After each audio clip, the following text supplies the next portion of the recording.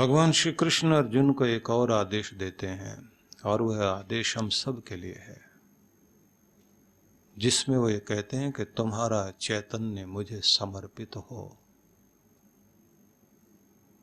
स्वयं को मुझे अर्पित करना सीखो। मयि सर्वाणि कर्माणि सन्न्यस्य अध्यात्म चेतसा निराशी निर्ममो भूत्वा युध्यस्व विगत ज्वरः। अर्जुन, समस्त कर्म मुझे समर्पित करो। मयि सर्वाणि कर्माणि सन्न्यस्य, सभी कर्मों को मुझे समर्पित कर दो, सबका त्याग विसर्जन मेरे लिए। अध्यात्म चेतसा, और तुम अपनी चेतना को आत्मा में स्थिर करो। निराशी निर्ममो भूत्वा, बहुत सारी इच्छाओं के, आशाओं के, आकांक्षाओं के जाल से स्वयं को, अपने चित्त को, अपने मन मस्तिष्क को शून्य करके, शांत होकर, निर्ममो भूत्वा, और मेरेपन के, अहंकार के भाव से शून्य होकर, खाली होकर, युध्यस्व, अपना युद्ध करो, अपना कर्तव्य करो। विगत ज्वरः, और यह चित्त तुम्हारा निरुद्वेग, उद्वेग से रहित कर लीजिए। उद्वेग रहित चित्त तुम्हारा, शांत चित्त, अपनी पूरी ऊर्जा अपने कर्तव्य के लिए लगाओ। मनुष्य हर पल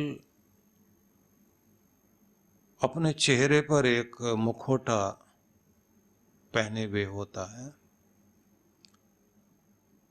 और इसी को पर्सनैलिटी भी बोलने लगते हैं, क्योंकि पर्सनैलिटी शब्द परसोना से बनता है, जिसका अर्थ ही मुखौटा होता है। तो हम सब अपने चेहरे पर एक मुखौटा लगा लेते हैं और वो फिर पक्का कर लेते हैं। कभी कभी निराशा में हम तो निराश ही हैं, ऐसे ही हैं, ऐसे ही रहेंगे। गुस्सेबाज हो गए तो एक मुखौटा लग गया, मैं ऐसा ही हूं, बर्दाश्त नहीं कर सकता, मुझे गुस्सा आता है। तो इस तरह के मुखौटे जब हमारे जीवन में आ जाते हैं तो हमारा वास्तविक चैतन्य वो खो जाता है।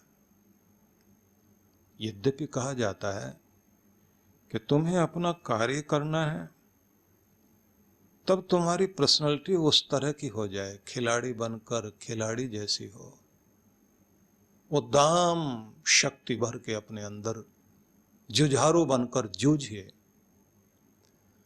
लेकिन जब ध्यान में आप बैठेंगे तब एक योगी बन जाइए, पर्सनालिटी बदल जाए। उस समय चित्त बिल्कुल शांत, सहज और सभी तरह की वृत्तियों से रहित होकर मस्तिष्क को शून्य कर लें, जैसे आकाश से बादल बरस कर चले गए और आकाश पूरा खाली हो गया और उसमें सूरज का प्रकाश आने लग गया, धरती तक फैल रहा है प्रकाश। बस ऐसे ही आपका चित्त भी ध्यान में जाते समय आप एक योगी का जीवन अपना लें, ध्यानी का जीवन अपना लें। पर्सनालिटी तब आपकी वही होनी चाहिए। जब तुम अपने घर में आते हो तो प्रेम की प्रतिमूर्ति, लेकिन जब संसार में कर्म के लिए जाते हो तो कर्म योगी की प्रतिमूर्ति। लेकिन आंतरिक रूप से तुम क्या होने चाहिए? अध्यात्म चेतसा। आंतरिक रूप से तुम एक आध्यात्मिक चित्त वाले व्यक्ति हो। आध्यात्मिक चित्त वाला व्यक्ति क्या होता है? योगी अरविंद के एक शिष्य जो कभी उनसे नहीं मिले थे, कभी उनके आश्रम में भी नहीं गए, लेकिन उनके लिए करोड़ों करोड़ों दान उन्होंने भेजा, क्योंकि उनके कुछ वचन पढ़ने को मिले थे और उससे उनका व्यक्तित्व बदल गया। और वो वचन जीवन का अंग बन गए। बहुत ज्यादा नहीं पढ़ा, थोड़ा पढ़ा। तो एक महात्मा मिलने के लिए गए, इतना सारा करोड़ों करोड़ों दान तुमने किया, सोचिए 50-60 करोड़ रुपया कोई दान करे और मिला भी ना हो, गया भी नहीं कभी। तो महात्मा पूछने लगे, ऐसा क्या है जो आपने वहां उनके वचनों में देखा? उन्होंने कहा कि कुछ चीजों ने मुझे पूरा प्रभावित कर दिया। उन्होंने जो प्रभावित किया है वो मैं तुम्हें बता सकता हूं। महात्मा बोले, आप बताइए। कि महाराज, उनका कहना है कि पूरा जीवन ही योग है और पूरे जीवन को योग वाला जीवन बनाओ, संपूर्ण जीवन तुम्हारा योग वाला हो जाए और योग का लक्ष्य भगवत प्राप्ति है। बोले बस इतना? कि नहीं, उस भगवत प्राप्ति की भी एक उपलब्धि है, और वह उपलब्धि है कि शरीर, मन, प्राण, इन सब का पूर्ण रूप से रूपांतरण हो जाए। कैसा रूपांतरण?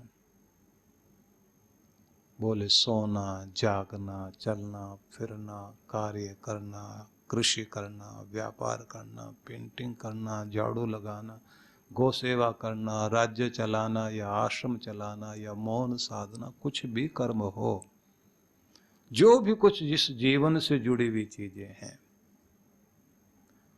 उन सबको आप योग बनाकर जीना शुरू कर दें। अब महात्मा जी ध्यान से सुन रहे हैं कि ये व्यक्ति जो कह रहा है कि योग बना लें हर चीज को, हर क्रिया को, झाड़ू लगाना योग, खेती करना योग, तुम मौन में बैठे हो एकांत में तो भी तुम्हारा योग, और जब तुम भोजन कर रहे हो तो भी एक योग, चलना फिरना योग। बोले ये किसी कोने में बैठकर किया जाने वाला योग नहीं है, जीवन की हर क्रिया से जुड़ा हुआ योग। योग का संबंध किसी क्रिया विशेष से नहीं है, वर्ण विशेष से नहीं है कि ब्राह्मण ही करेंगे, योगी करेंगे।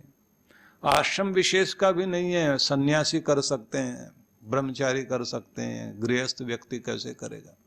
नहीं, सबके लिए, सभी स्थानों में, सभी परिवेश में, सभी स्थितियों में, सभी परिस्थितियों में जो तुम अपनी जिंदगी में जोड़ लेते हो वो योग। इसी को आध्यात्मिक होना कहते हैं। और यह जो हम कर रहे हैं, यह योग भी क्या कि इससे आप योग कर भी रहे हो या नहीं कर रहे हो तो ये पता कैसे लगे? एक ऐसा व्यक्ति जो अपना बिजनेस कर रहा है और उसके व्यापार केंद्र में महात्मा खड़े हुए हैं और उससे ये पूछ रहे हैं कि योगी अरविंद के विचार आपने सुने, पढ़े, उसके बाद जो तुमने इतना करोड़ों का दान किया तो मुझे समझाओ। तो बोले महाराज आगे और बता रहा हूं। अब हम कहते तो हैं, हम तो चलते फिरते, उठते बैठते, सोते जागते सब योग साध रहे हैं, तो पता कैसे चले कि तुम योग साध रहे हो? तो बोले महाराज अब ये भी बता रहा हूं कि पता कैसे चले कि हम जो कर रहे हैं वो योग है। तो उन्होंने कहा कि वह योग इससे पता लगता है कि भाव क्या है। कोई भी क्रिया कर रहे हो, तुम्हारा भाव, भावना क्या है, तब पता लगेगा तुम्हारा योग, तुम योग कर भी पा रहे या नहीं, किस भाव से युक्त होकर आप अपना कर्म कर रहे हो। योग में बस यही तथ्य मूल्यवान है महाराज, यही मैंने पकड़ा है, बस ये आप भी समझ लीजिए। तो आप तो महाराज मेरी परीक्षा ले रहे हो, लेकिन परीक्षा क्या, मैं तो जीवन में अनुभव किया कि कर्म तो तुम कर रहे हो और तुम कहते हो कि मैं योग ही कर रहा हूं, लेकिन उसकी परीक्षा कैसे हो कि तुम योग कर रहे हो, तो इससे पता लगेगा कि तुम किस भाव से युक्त हो करके कर्म कर रहे हो। योग में यही तथ्य सबसे ज्यादा मूल्यवान है। उन्होंने फिर कहा मतलब महाराज, मतलब मतलब मतलब मतलब, अब बात तो आगे जानी चाहिए, भाव क्या मतलब।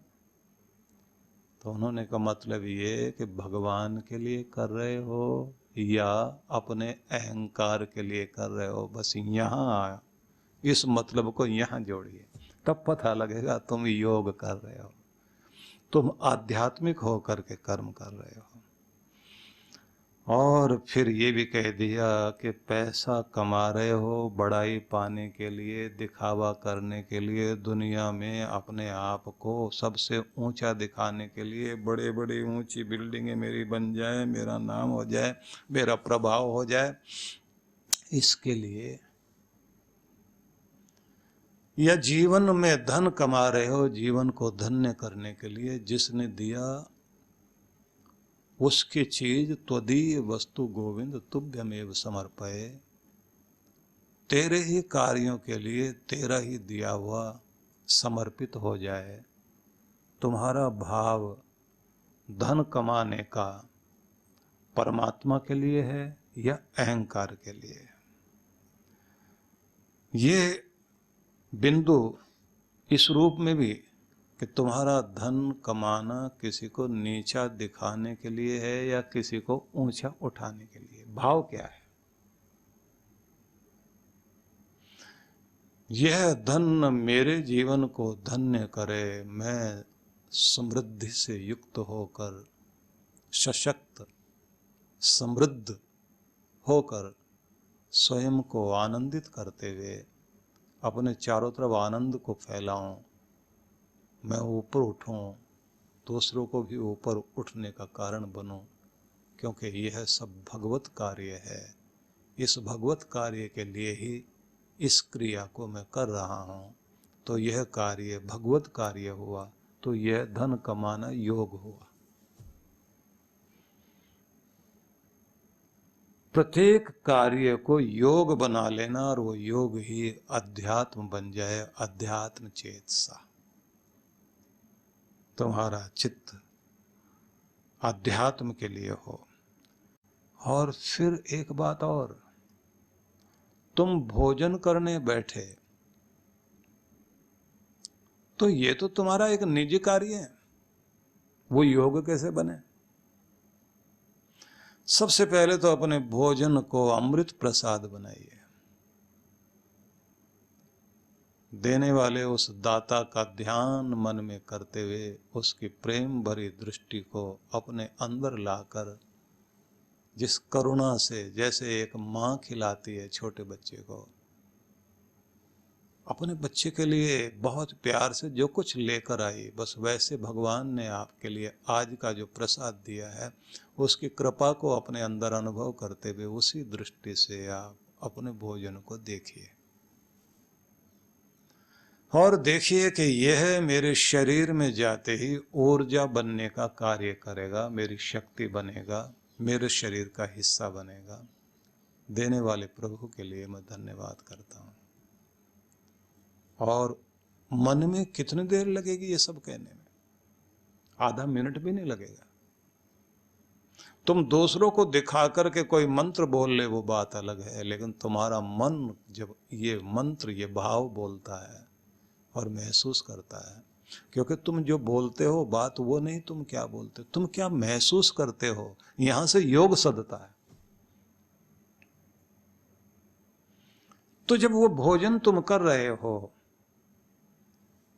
तो वो भी एक भक्ति बन गया, और वो शरीर में जाकर आपको शक्ति तो दे रहा है, लेकिन आप सामर्थ्य मांग रहे हैं, मैं और बेहतर जीवन जीऊं और दूसरों की जिंदगी को भी बेहतर बनाने में सहयोगी बन सकूं। भाव यहां भी ईश्वरीय कार्य को, ईश्वर के कार्यों को करने का भाव जब मन में होता है तो प्रत्येक कार्य योग बनता है।